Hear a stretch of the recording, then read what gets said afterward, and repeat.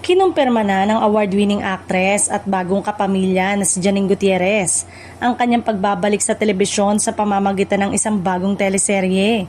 Sa isang panayam, ibinahagi niya na kasalukuyan niyang ginagawa ang proyektong pinamagatang The Loyalty Game na inaasang magdadala ng matinding drama at kakaibang kwento para sa mga manonood.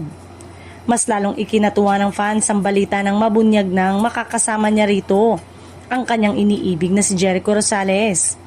Kilala ang dalawa sa kanilang natural na chemistry.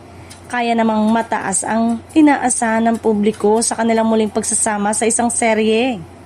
Bukod kina Janine at Jericho, bahagi rin ng proyekto ang kapamilya actress na si Sofia Andres na kasalukuyang napapanood sa The Alibay, ang buong katotohanan.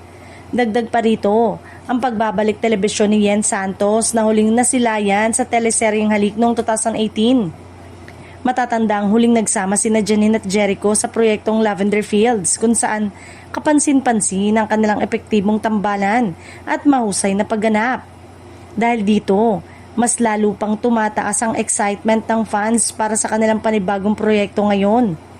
Ayon sa ilang detalye, ang The Loyalty Game ay iikot sa temang pag-ibig, katapatan at mga pagsubok sa relasyon. Mga elementong siguradong makakarelate ang maraming manonood. Inaasahang magiging puno ito ng matitinding eksena at emosyon na tagpo. Sa ngayon, wala pang inilalabas na opisyal na petsa ang pagpapalabas, ngunit tiyak na abangan ito ng mga kapamilya at loyal supporters ng cast. Sa lakas ng lineup at kwento, mukhang isa na naman itong teleserye na tatatak sa puso ng publiko.